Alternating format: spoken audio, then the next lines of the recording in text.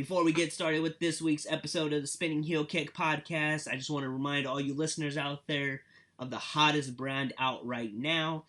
All your favorite superstars are wearing them. I'm talking Cherry Bomb, Pepper Parks, Mike Matthews, and Deonna Purrazzo. It's Grappler Brand. So if you want to go check out Grappler Brand, go to grapplerbrandathletes.com. Go buy yourself a shirt, a hat, a hoodie, whatever it is. Go check it out at grapplerbrandathletes.com. It's time to tune into, it's time to get hungry for Let's Talk Wrestling on the Spinning Heel Kick podcast. It's time to tune into, it's time to get hungry for Let's Talk Wrestling on the Spinning Heel Kick podcast. It's the Spinning Heel Kick podcast. It is episode 21 of the podcast. And I guess my podcast is the legal age of drinking? I don't know. Like, what does episode 21 mean in the podcast world? Like, am I able to go branch out and try new things? Who knows? But all I know is it is episode 21. And I have a very special guest on the podcast this week. I have the very beautiful and talented Rachael Elllering on the podcast. And if the last name Ellering stands out to you, it is supposed to, because Rachael's father is Paul Ellering, who is a WWE Hall of Famer and managed the legendary Legion of Doom, also known as the Road Warriors. And, you know, it's very cool to be able to have Rachael on the show, because I thought what was very interesting is that, you know, in many different circumstances, and I'm sure if she was on other shows, you know, she probably would have received a lot of questions about her dad and how was it growing up as Paul Ellering's daughter. Or, oh, did Hawk and Animal ever come to your house? Like, those type of questions. And the really cool thing was, like, we sat back and I felt like we hardly ever mentioned her dad or her family legacy. I think it was mentioned, like, a few times. And, you know, she talked about her experience sitting there and watching her dad get inducted to the Hall of Fame. But majority of this episode was really just about her journey in this world of pro wrestling so far. And I thought that was very important, because that's what I want. Like, I don't have people on my show, you know, especially if they're coming from, like, you know, a background that has, you know, pro wrestling in it. Like, you know, her dad was involved in pro wrestling. I didn't want to make it about, you know, her family legacy or, you know, all about her dad. And, you know, because that's not fair. I have people on my show so that I can sit back and hear their stories. I can hear, you know, what they're going through, what their struggles are, what their sacrifices are, you know, to be in this world of pro wrestling. And it's no different when it comes to wrestlers coming on the show who have family members that are also, you know, Hall of Famers or involved in pro wrestling in any type of way. This is about the wrestlers. This is about Rachael. This is her story, her, you know, experiences. And, you know, I'm super excited because, like, she is, and I'm not talking about just in the pro wrestling world. I'm talking about in general, the sweetest person you'll ever meet in your life. Or for me, at least, I mean, I got to talk to her. I wish, you know, I had the opportunity to meet her in person, which I hope she will come to California someday. But absolute sweetheart. And she's so talented in the ring. She has quite a lot of potential to become a superstar in the world of wrestling. And, you know, there's two trainers that are mentioned quite a lot on this podcast. Lance Storm, Rip Rogers. She is a trainee of Lance Storm, and, you know, Lance Storm produces superstars. And Rachael's no different, man. She has a very bright future, and I'm so happy I got to, you know, be able to interview her and have this conversation of pro wrestling and just a whole bunch of other things, too. It wasn't, you know, we talked about coffee, we talked about rap music, which is, you know, towards the end of the podcast, and it was pretty funny to what I mentioned to her, and we kind of laughed and giggled and stuff. I hope you guys were entertained by that, and maybe some people had the same assumption that I did, that I mentioned in our talk with Rachael. Before we get into the interview, man, I went to WWE Live in San Jose last night. A very, very solid event. I had a good time. A lot of, you know, with all the injuries and stuff, like, the card was still pretty damn productive. A lot of surprises. One of the biggest surprise was Enzo and Big Cass and Carmella showing up to go against the Ascension. And I marked out for that. I had no clue that they were going to be there. I didn't check my Twitter pages or anything for updates about matches. And I think that was the best way of going about it.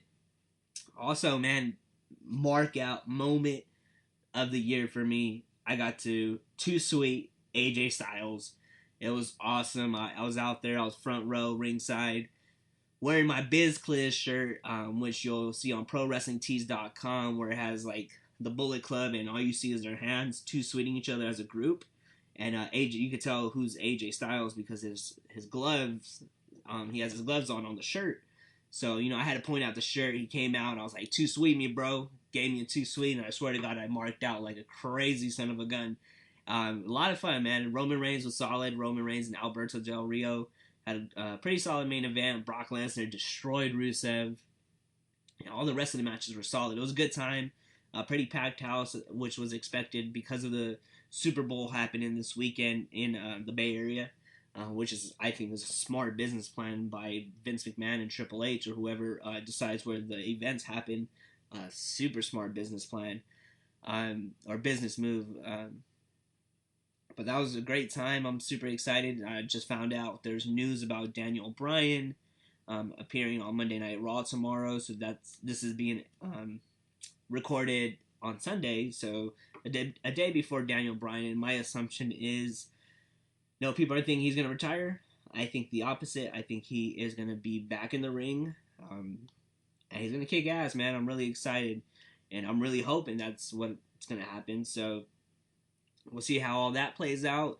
And hopefully when you hear the podcast Wednesday morning and my assumption of him wrestling, it's true. I should be just, the pro wrestling guru and, know all the things that should happen in pro wrestling and what's best for business. And what's best for business is Rachael Elllering. So, we're going to jump into this interview with Rachael. I hope you guys all enjoy it. Once again, man, such a pleasure to have her on the show. She is the definition of being a sweetheart, humble person, and I hope you guys all get the same feeling listening to her with me in this conversation. Once again, go check out my Twitter page at spinningheelkickpod. Facebook is the Spinning Heel Kick Podcast. We're about like 2,600 likes. I want it to be much more, so please go and like the Facebook page if you haven't already.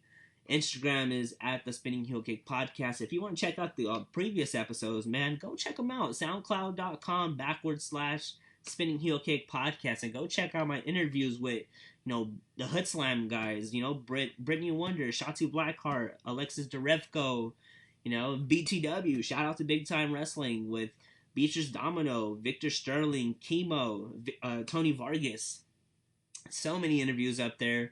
There's 20 previous episodes before this one, so go check them out, please. Once again, it's at soundcloud.com/Spinning Heel Kick Podcast.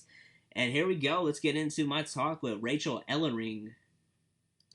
And we're on with the Spinning Heel Kick Podcast. And I don't know, man, like this podcast brings me so much joy because I get to talk to so many cool people on a weekly basis.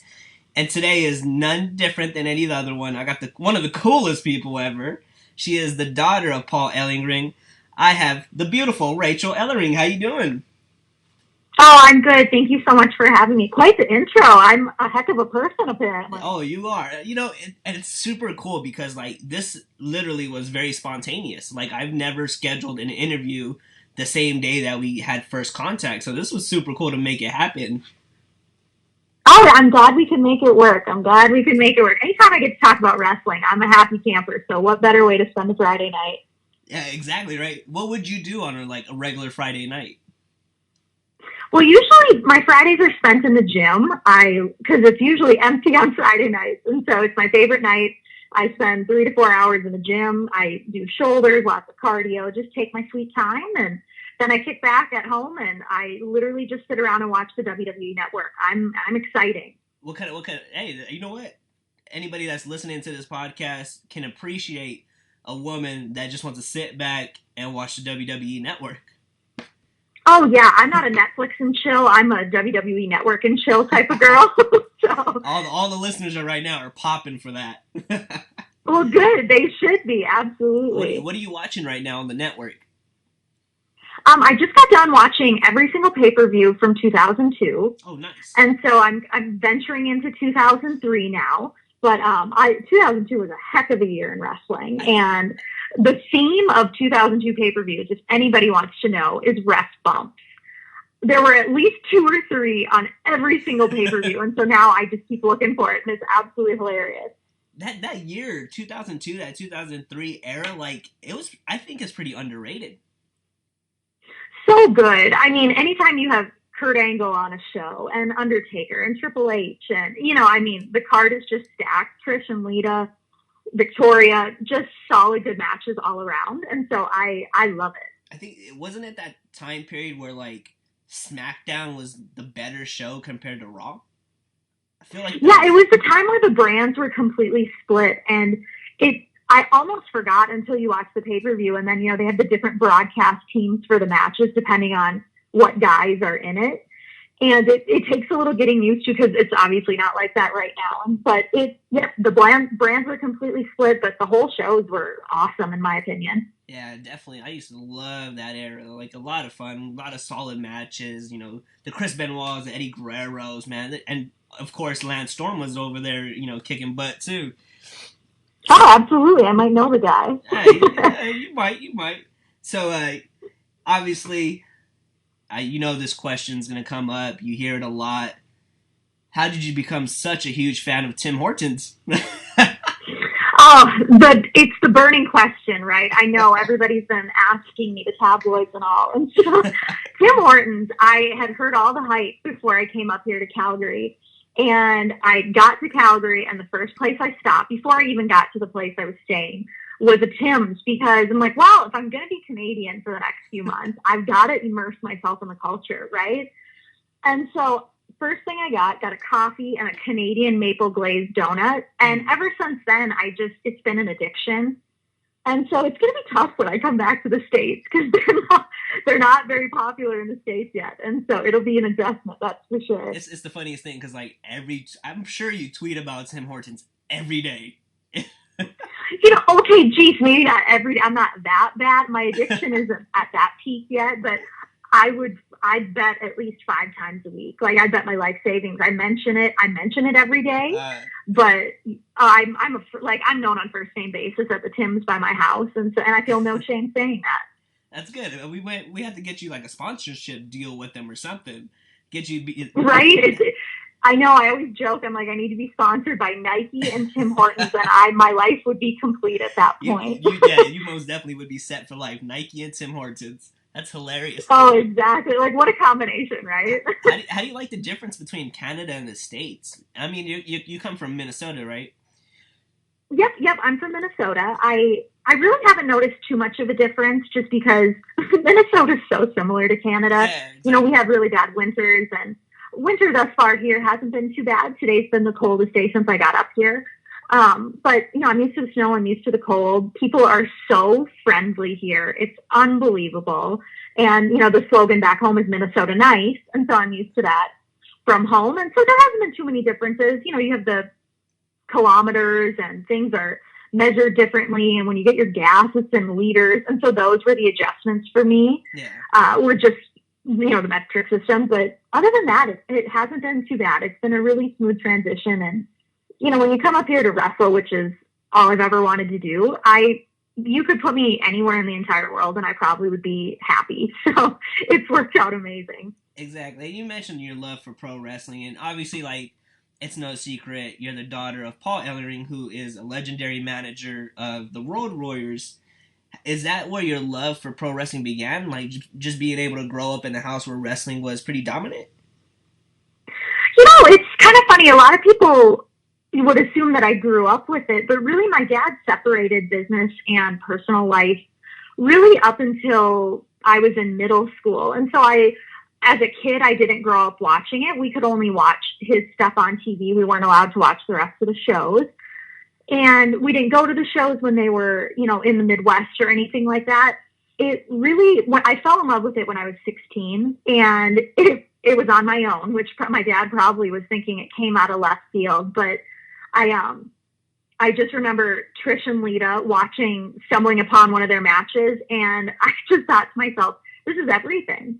You know, it's everything I'm good at, and I love it. And then, of course, once you delve into, you know, Brett and Mr. Perfect, and you just see all sorts of great matches, it's hard not to fall in love with it. And then it really became prominent when my dad got inducted in the WWE Hall of Fame. And sitting there in that, I just got goosebumps talking about it. Sitting there and watching him get inducted with all of those amazing people and meeting so many legends and current superstars that weekend, just, it was the icing on the cake. And that's when I knew 100% this is what I meant to do. And it's just been full force ever since. And that's so cool for you to be able to, like, have that moment, because it's like, it's an awesome moment for your dad.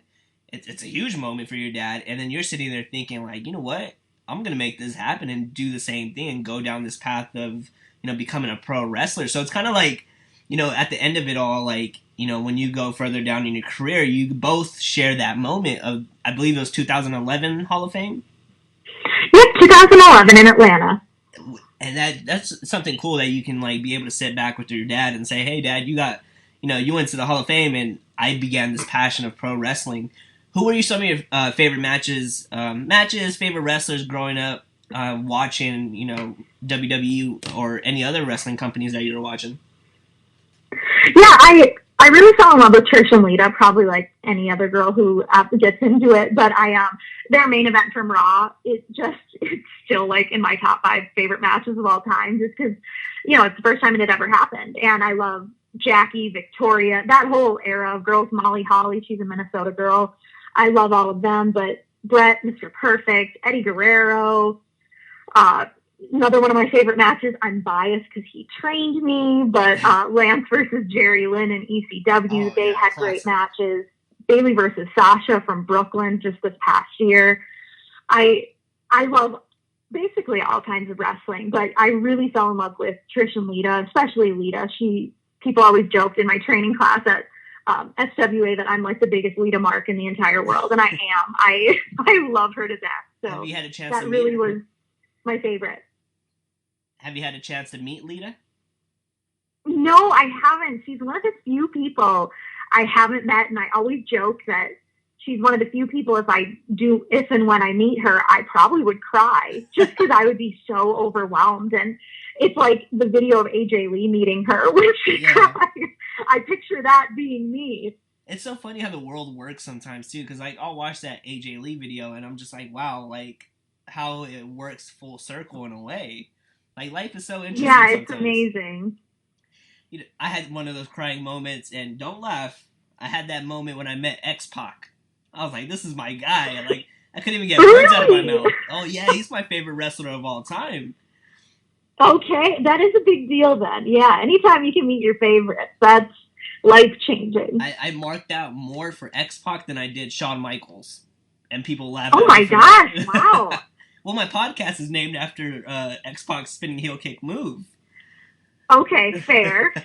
Yeah, I kind of had that moment when I met Natty. Oh, and right. It was one of the coolest things. It was on my birthday, my 19th birthday of all things. It was the best birthday gift ever. I have always loved Natty. Natty and Beth Phoenix out of that little era are my favorite. And so when I finally got to meet her, we had so much in common. She trains powerlifting style, and at that point I was competing in powerlifting. And, you know, she's generational, I'm generational now, and we just really clicked. And so I had a moment when I got done chatting with her, we swapped numbers, and to this day we still keep in touch, and she gives me just incredible insight and advice. And I look back on that with I just almost get choked up thinking about it, because it was one of the coolest moments when you can meet someone you really just admire and have always looked up to. And it's the best when you meet people like that and they're just good people. You know what I mean? Exactly. And like I've experienced that too. Like you meet, you know, childhood heroes, and some of them end up not being as pleasant as you would hope. But then you have those moments where you meet the nicest wrestlers in the world. So I'm glad you were able. Natty just looks like she's like the nicest person in the world. Oh, absolutely. She's just the biggest sweetheart. I owe her a ton. So you mentioned powerlifting. How did you get into that? Because I know you got a gold medal, I believe, in powerlifting. A bronze medal. I won't take credit for gold. But I won the bronze medal at the World Championships in 2014. I competed for 2 years. In that time, I broke 27 state records, 5 American, and won the bronze. And so I had quite the little stint in powerlifting, and I look back on it with such fond memories. I didn't even plan on getting into it, really. I enjoyed running and doing bodyweight exercises. I was in at university at that time, and my mom suggested it out of the blue. She's like, I think you'd be good at it. And I love my mom dearly, but I thought she was crazy. Yeah. And so she asked me, she's like, I can, get you in contact with a coach if you want to try it. And so I told her I would meet with the coach one time, and it literally was just to get her off my back. And so I go and I meet with this coach, and the 3 lifts in powerlifting are squat, bench press, and deadlift. And I did my first deadlift, and I absolutely just fell in love with it. I had never really lifted weights up until that point, and there just was something about it, and I fell in love with it. And then a couple months later, I went to the state championships and won my first state title in my second meet, and it was just downhill from there, downhill or uphill, whichever way you want to look at it. How was that moment when you won that medal? The bronze medal or state? Both. Like, were they different from each other? Or how'd you feel about it? People don't know this about me. I might be the most competitive person on the planet. And so when I got into powerlifting, 2 months after I started training, I enrolled in a meet, and I made sure it was a meet where I could qualify for the state championship. Because when I do something, I do it to be the absolute best. I don't half-ass it, for lack of a better term. And so I went to that meet, and I broke every state record in my weight and age class, qualified for state, and then a couple months later went to state, won my first state title, first of 3. And at that point, it's funny, my brain just works where it's like, well, I won state, now I want to go to nationals. And then once you go to nationals, you want to qualify for worlds, and that's just kind of how I work. But it is one of the proudest moments of my entire life, being on that podium. The World Championships were in South Africa. And so standing on a podium wearing, your Team USA gear and getting a medal put around your neck, it's so surreal to me still. It was such a dream come true. And I just felt so proud that I could represent our country and represent them well. And I was predicted to place 7th, I believe, at Worlds. And so it was very gratifying to end up on the podium and earn a medal. Yeah, no, absolutely. And I think, based just off that, like, you're a role model for a lot of young, and I won't even say young girls, I think, just a young person in general to look up to. And you mentioned something really important that stood out to me, is that you were like, I accomplished this, then I looked at the next step. Like, what kept you motivated to continue reaching for this dream that you wanted to accomplish? Yeah, it's how I've always been. I always just want to be the best me that I possibly can be. And so when I'm very goal oriented, when I set a goal and I reach it, I'll enjoy it for the moment. I absolutely enjoyed winning state, but then, I just transition and, okay, the next best thing is going to nationals. And so that's how my brain works. And I always am striving to be the best at whatever it is that I'm doing. That's how I've always been. And I think it is a good thing for a young person to be like that. And, growing up, a lot of people thought that can kind of come off as arrogant when you don't, just really sit and embrace that moment totally, because you're on to the next one. But I just find that setting goals and reaching them, it's such a gratifying thing when you work hard and you sacrifice and you commit yourself to something, and then it comes to play. It's so, so rewarding. It's one of the best feelings. Yeah, and like I mentioned to you earlier today, like, this podcast, the theme of it is like uplifting the younger generations. And today, like, I'll share this story. I was sitting down working with this kiddo, and he was talking about how, like, nobody has ever told him that he could accomplish his dreams, and that just triggered me. I went on this long rant about telling him, like, hey man, like, you can do whatever you want to do in life, as a career or just anything in general. If you have these dreams, like, you can go out and do it. You just got to be hungry and motivated to do it.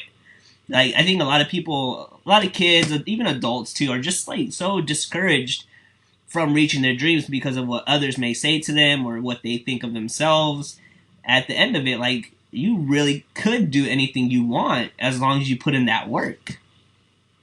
Oh, absolutely. Yeah, I loved when you told me that that's part of the things that you focus on, because I remember when I was 16, and you're in high school at that point, and I remember you have to pick, oh, what do you want to do? And then you write papers on it. You job shadow. And so we had to write a paper on what we wanted to do. And then you read it in front of the class and explain why you want to do it and all that. And I said, I want to be a professional wrestler.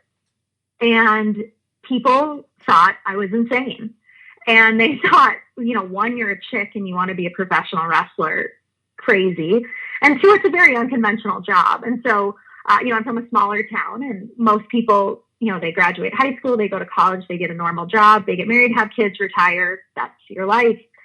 And I had never wanted that. I always, from the time I was 16 and I decided I wanted to be a wrestler, I knew that I would do whatever it takes to get there. And now it's amazing because now that I'm doing it, I've had a lot of people from my high school and back home reach out to me and say, I remember when you said you were going to be a professional wrestler, and most people, when they say stuff, they don't do it, and you actually now are doing it, and it's motivating people. And I just love that, because I think if I can make one person, no matter where they are, feel the way I felt when I fell in love with wrestling and knew that that's my dream, that's what I want to do, and I'm doing it, that's what you do it for. You hope that somewhere a young girl sees me eventually and says, I want to do that. And then they do it. It's the greatest thing. Yeah, exactly. And I completely agree with you. And, and when I pick my guest and like who I want to invite on the show, I really look carefully. And this is for a shoot. I really thought you would be this positive role model for a lot of the younger generations, and to have you on the show and be able to share your story, before anything else happens later down in your career, this moment right now that you're in, I think is really important, and I really hope a lot of people are inspired by the things that you tell me today. Let's talk some wrestling, though. So, all right, let's do it. How did you end up picking up your bags and heading out to Canada to train with good old Lance Storm? Good old Lance Storm. He's not that old. I didn't call old. I don't want to get heat with them. I don't want to get heat with them. I didn't say old. I said good old. Good old. All right. Let's hope you didn't hear I graduated with my bachelor's degree in May, and then I worked all summer, and I knew this is what I wanted to do. I didn't want to get a normal job per se, and so I know the reputation that Lance has, and he is known as one of the best trainers in the entire world. His school is the best school in the entire world. And so, for me, like I said earlier, was always wanting to be the best. And, you want to learn things the right way and be pushed. And I knew that Lance would be a guy that could do that for me. And so I came up here at the beginning of September and graduated from the Storm Wrestling Academy at the end of November. So it's a 3-month course, and it was, I kid you not, the greatest 3 months of my entire life. It's the best feeling when you dreamed about it and thought about it for so long, and then it finally comes into fruition, and it was just absolutely amazing. And then to top it all off, Lance is like the greatest guy in the entire world. And so it just made the experience that much more enjoyable. What were some things that you would go into training and look forward to? Were you loving taking bumps or anything specific? Oh gosh, I mean, you're asking the girl who loves everything about wrestling. So I look forward to every day just because it's what I've always wanted to do. But yeah, I love bumping. I love learning how and why to do certain moves, and that's what I respect so much about Lance is he doesn't just show up and say, "Okay, here's a couple moves. This is how you do them. There you go." Sends you off. He explains, how to do them properly, how to take care of the person you're doing them with, and why to do them. And I think that's so important. And just to keep it, keep wrestling good. And so I started from square one with him. I've never been in a ring, never taken a bump before. And now I'm having matches and stuff. And so if anybody wants to be a pro wrestler, Storm Wrestling Academy is the absolute best place to do it. And the resume looks great. Look at all the guys that are in NXT right now that are coming from Storm University. Oh, absolutely. Yeah. And I mean, you look at Taya Valkyrie, and she, is in AAA and now Lucha Underground this season. And, there's another girl in Japan, and Chelsea Green, who was on Tough Enough, just debuted tonight with TNA. Yep. And And so it's been amazing. I mean, he's the best. I know I'm so biased saying it, but Lance is the best trainer. He's such a good guy. And so I couldn't have learned from a better person. Yeah, and you can tell he's very genuine with the work that he does with his wrestlers. And like I said, like, you got Tyler Breeze, Peyton Royce, Billy Kay, Alex Lee in Japan, like yourself. Like, you guys are all on this path of success, and like, he's probably the foundation of that to give you guys that opportunity. Did you find it a hard not adjustment, but like a hard time separating yourself from your dad's legacy and starting your own right off the bat? Thus far, I haven't had too big of a challenge with it. But it comes up, you know, it's amazing because I always just introduce myself as Rachael. I leave my last name out normally because I love when people can get to know me and what I can do first. I take a lot of pride in, you know, earning my own reputation, and, you know, I want to build off of the resume that my dad had. Obviously, I'm very proud of that legacy, but, you know, I want to forge my own. And so I take a lot of pride in that. And I think it was 2 weeks into training that one of the guys was like, "Oh my gosh, your dad was Paul Ellering." And it was funny because I'm like, "How did you find that out?" And he's like, "I found you on Twitter." And then I just connected it with the last name. And so I always try to go as long as I can without people knowing that, so that they can get to know me first. With matches and stuff thus far, you know, each promoter has brought it up, and they ask if I want to be announced with my last name. And, you know, that's what I go by, Rachael Elllering. And so people can connect the dots, I'm sure. But so far, it hasn't been too big of a struggle, if you want to call it that. And that's good. Like, I'm really glad that that's what you're trying to do, is just you want people to know you for you. And if they find out that, you know, who your dad is, then cool, like, they know. I think that's really important, and that just shows the strive that you have, or the passion that you have to carve your own legacy. When it comes to matches, how'd you feel when you first found out that you were going to have a match? Well, my first match, I tagged with Lance against Giselle Shaw and Brett Morgan here in Calgary.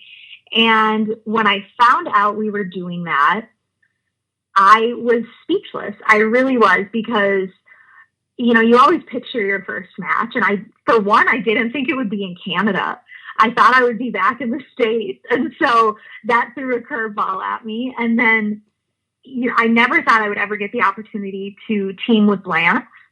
And so to share the ring with him, I could cry talking about it, but it was the greatest night of my entire life, because, you know, he's taught me everything. I will always owe everything to him, because he's taught me how to do my dream job. And so to team with him and be out there with him, it made being nervous so much easier, because, you know, shoot, I can't go wrong. I'm teaming with Lance Storm in Calgary. I'm going to be fine. And I not to say, hopefully nobody hears this before tomorrow night, because I faced Giselle, but she's one of my best friends outside of the ring as well. And so that was a privilege to be in there with her. And it was the best debut I could ask for. I'm so fortunate. Explain or describe your feud with Giselle. I like Giselle. I like her mean streak, and she's actually going to be joining me on the podcast soon too. Awesome! Yes, I'm super excited to have her on as well, and having you is just, I have this super cool idea that I'll share with you off the record, and I think you'll love it. Okay. But how do you like the feud? Because I watched the clips, I saw the promos, I saw you take that kick to the head, and you sold it amazingly. How do you feel about that? Like, I really like it. I enjoy it, because it's like you're this, like, a huge baby face, right? And like, she's just this mean person, and it goes well together. How did that all come along, and like, how did you feel when you first, you know, got in the ring with her? And you guys have been training together as well, so finally, you know, getting that match with her, and afterwards, how'd you feel about it? You know, actually, I didn't train with Giselle. She trained under Lance as well, but she's from what was she? She's from the January class of last year. Okay. And so she's got about a year experience. I actually met her in June though. And so quite a few months before I even got up here. And it was one of the reasons I was so excited to come to Calgary, because I knew Giselle and we became really good friends and had kept in touch since, you know, when I met her in the States. And so I got to train a couple days with her when she was off the road and could come in and work with me. And then to work with her in front of a crowd was, I love Giselle so dearly. I know that wrecks it if anybody hears it, but she is genuinely one of the sweetest people in the entire world. But to her credit, that girl is so good at being mean. I almost wonder if she has to act nice because it's so natural for her. She's so good at it. And I never thought I would be a natural baby face, but I am. And so we just, we play off each other very, very well. And the start of our feud was a blast because the first PWA, the company we work for, show I went to, I got roped into being the camera girl, and because they didn't have anybody to do it that night. And so I'm thinking I'm coming to the show to watch, and I end up being ringside camera girl. And so I did that. And then the following month, I played camera girl, got called into the ring by Giselle, and long story short, she chip kicks me and upside the head, knocks me out, and that starts our feud that we have going right now. And so it's been a blast. She's a great worker. She's a great person. She works her butt off to get better every time we get in there. She makes me a better performer, and that's all you can ask for. Something, I was watching a clip where, you played camera girl and you got kicked in the head. Something that really stood out to me was the production value of that whole clip. You don't see that too often in different promotions. And I thought it felt like, I was watching something on, mainstream television. I really give credit to the folks that put that together. Oh, absolutely. Yeah, they do a great job. Because even when I watched it back, the different camera angles that they get and, me being sweet, innocent camera girl, you can hear me saying, no, I don't want to get on my knees and film you. And so they really just captured the whole thing beautifully, really. So natural, and like you guys vibe off each other so perfectly. I really enjoy your guys' feud. Going forward with we have so much fun together. I'm so fortunate I get to work with somebody of Giselle's caliber. And like it's really cool to see this with you because I noticed it on Twitter a lot that you get positive reactions from everybody and anybody in the business. Like, no one can say anything wrong about you. And I think that's so cool because you have a great positive network. Oh, thank you so much. Yeah, because you don't see that often. Like, you don't see people just always not feeding off, but giving that positive feedback to somebody all the time. And I see that with you. Going forward, what's the goals for your pro wrestling career? Oh, I have so many. Right now, I will be up in Canada through the end of March. And so I'm booked every weekend up here. And I get to work with a lot of great girls up here. I'm so excited for it. And then at the end of March, I'm going to head home and just try to make a name for myself in the States and, slowly build up a good rap. And hopefully, the ultimate goal is to get to NXT. And, if that opportunity ever arises, I can't wait to take advantage of it. But until then, I'm just going to work as hard as I can to become a better performer every show and, learn from anybody and everybody I can take any bit of knowledge from. And Lance starts another class here on Monday, and I'm pumped because I get to come and help and demonstrate everything. And so it's like I'll get another fountain of, knowledge from him in the next 3 months as well. So I'm just going to keep busting my butt and try to get better every show and every day. For listeners out there that have a dream, what advice would you give to them if they're right now struggling on being motivated to go out and get that dream? I would just say, take time and think about how bad you want that, because you only get one shot at it. My favorite quote ever since I decided I wanted to be a wrestler was, when odds are 1 in a million, be the one. Because if somebody's going to do it, why not you?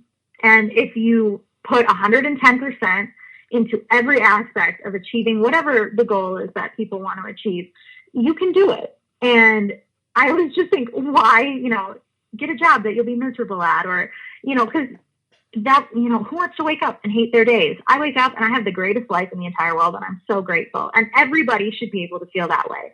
And I just think hard work and a lot of discipline, but at the end of the day, every single day, I always just sit down and take a moment and reassure myself that It's possible. No matter what you want to do, it's possible.